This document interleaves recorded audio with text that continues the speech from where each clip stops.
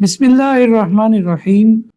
سیرت طیبہ ایک سدا بہار موضوع ہے اور صدیوں سے رسول اللہ صلی اللہ علیہ وسلم کی حیات طیبہ پر اہل علم قلم اٹھاتے آئے ہیں اور قیامت تک سیرت پر لکھا جاتا رہے گا، لیکن سیرت طیبہ کا حق ادا نہ ہو سکے گا۔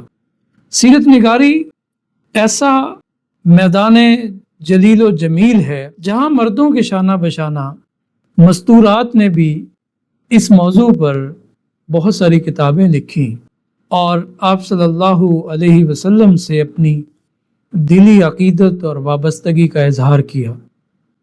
عصر حاضر میں ایک خاتون شہناز کوثر ہیں جو معروف نعت گو شاعر راجہ رشید محمود کی دختر ہیں۔ انہوں نے سیرت طیبہ کے حوالے سے 1990 کی دہائی میں کئی کتابیں لکھی جو اپنے عناوین کی ندرت کے اعتبار سے سیرت نگاری کی تاریخ میں ایک نمایاں مقام رکھتی ہیں۔ میرے سامنے یہ کتابیں رکھی ہیں۔ یہ جو سب سے پہلی کتاب ہے یہ ہے قوس قزح۔ یہ شہناز کوثر کے مضامین کا مجموعہ ہے۔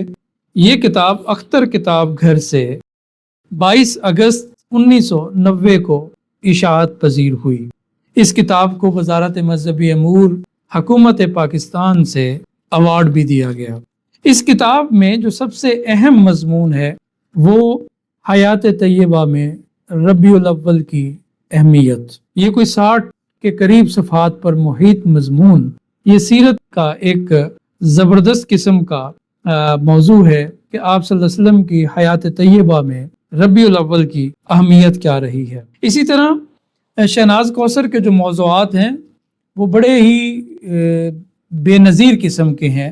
مثلا یہ ان کی دوسری کتاب ہے حیات طیبہ میں پیر کے دن کی اہمیت، یعنی آپ صلی اللہ علیہ وسلم کی زندگی میں پیر کے دن کو دوشنبہ کو کیا اہمیت حاصل تھی کہ آپ صلی اللہ علیہ وسلم اس دوشنبہ کو روزہ رکھا کرتے تھے، اور صحابیات میں حضرت عباس کی زوجہ ام الفضل پیر کے دن کا روزہ رکھا کرتی تھی، حضرت اسامہ بن زید رضی اللہ تعالی عنہ پیر کے دن کا روزہ رکھا کرتے تھے۔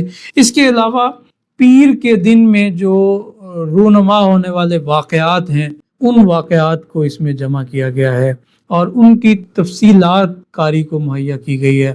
اگر کسی واقعے کے رونما ہونے میں سیرت نگاروں کے ہاں اختلاف پایا جاتا ہے کہ وہ آیا پیر کے دن ہوا ہے یا پیر کے دن کے علاوہ، تو اس کتاب میں اس کو بھی تفصیل سے بیان کیا گیا ہے۔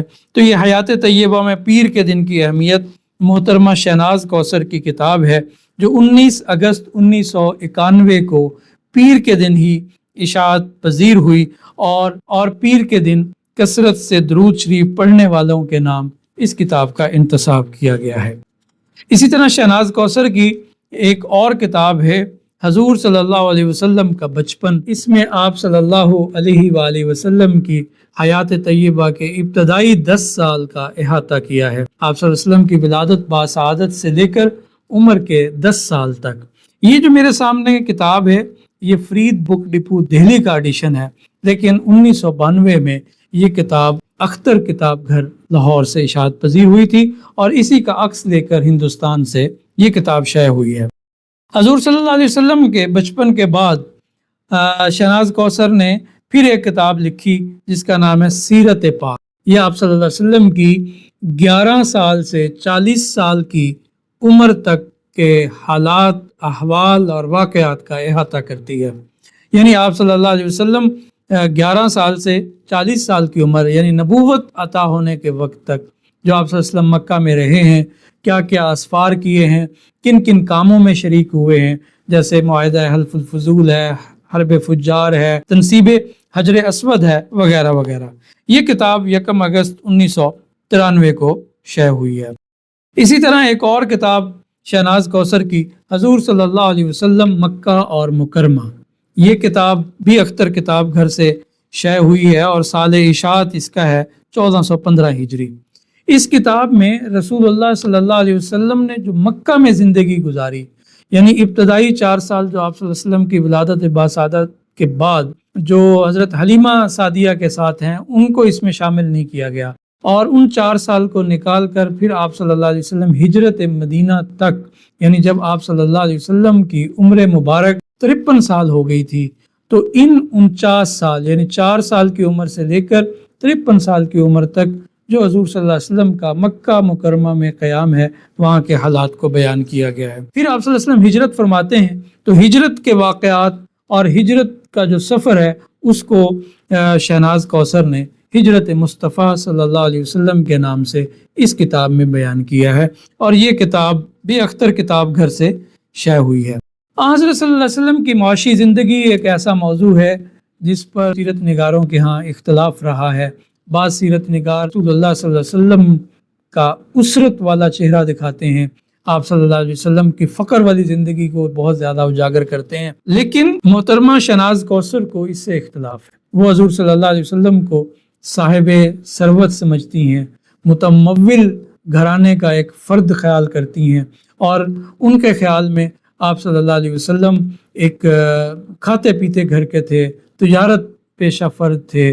آپ صلی اللہ علیہ وسلم کے والد تجارت میں تھے۔ آپ صلی اللہ علیہ وسلم کی والد کی وفات کے بعد آپ کی والدہ نے وہ سرمایہ تجارت میں لگایا، وہ سرمایہ پھر جناب عبد المطلب نے تجارت میں لگایا، یعنی وہ یہ ثابت کرتی ہیں کہ رسول اللہ صلی اللہ علیہ وسلم کا جو یہ تصور ہے کہ آپ کوئی اسرت والی زندگی بسر کر رہے تھے، یہ درست نہیں ہے۔ تو اس حوالے سے انہوں نے کتاب لکھی ہے حضور صلی اللہ علیہ وآلہ وسلم کی معاشی زندگی۔ یہ کتاب بھی اختر کتاب گھر لاہور سے اشاعت پذیر ہوئی ہے، اور اس کتاب کی ایک خاص بات یہ ہے کہ اس میں بڑے بے باکانہ انداز میں وہ ان سیرت نگاروں کا رد کرتی ہیں، ان پر کاٹ کرتی ہیں، ان پر طنز کرتی ہیں جنہوں نے آپ صلی اللہ علیہ وسلم کو اسرت میں دکھایا ہے۔ حضرت شبلی نعمانی جنہیں امام السیرہ کہا جاتا ہے، ان پر بھی کاٹ کرتی ہیں۔ ڈاکٹر نور محمد غفاری کی ایک کتاب ہے نبی کریم صلی اللہ علیہ وسلم کی معاشی زندگی، ان پر بھی طنز کرتے ہوئے اس کتاب میں نظر آتی ہیں۔ اسی طرح ایک ان کی اور کتاب ہے اعزاز یافتہ صحابیات، یعنی وہ صحابیات جنہیں رسول اللہ صلی اللہ علیہ وسلم نے کسی اعزاز سے، کسی لقب سے نوازا، ان کے حالات زندگی ہیں۔